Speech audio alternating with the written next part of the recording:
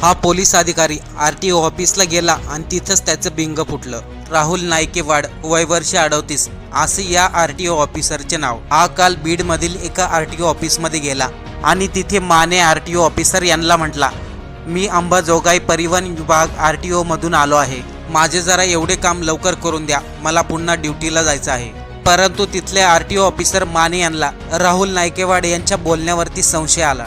मग माने यांनी त्यांना विचारलं, तुमचे शिक्षण काय झालं आणि तुम्ही कोणत्या साली आरटीओ मध्ये जॉईन झाले?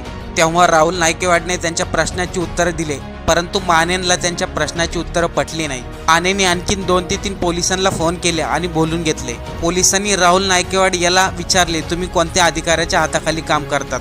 सर्व काही चौकशी केल्यानंतर पोलिसांना माहिती झालं, राहुल नायकेवाड हा आरटीओ ऑफिसरचा ड्रेस घालून लोकांकडून पैसे उकळण्याचे काम करतो। बीडमधील पोलिसांनी त्याला एकदाच सांगितले, जे काय आहे ते खरं